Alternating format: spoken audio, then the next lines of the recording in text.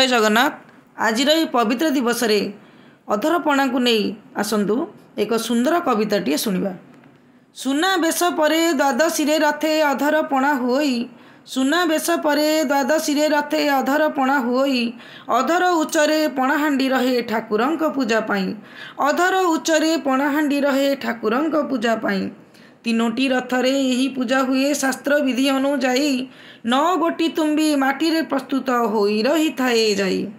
छेना ओ नबात कदली कर्पूर गोल मरीच पकाई, सुबासित पणा हुई प्रस्तुत एसबु द्रव्य मिसाई।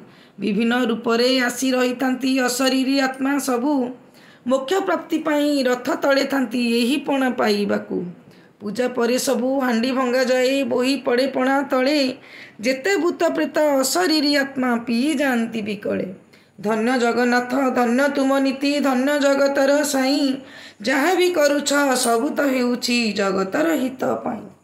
करुअछु सर्वे प्रार्थना तुमको जोड़ी आम बेनी कर, विपदे काल रे रक्षा करुथिबे प्रभु दयार सागर, प्रभु दयार सागर, प्रभु दयार सागर। जय जगन्नाथ।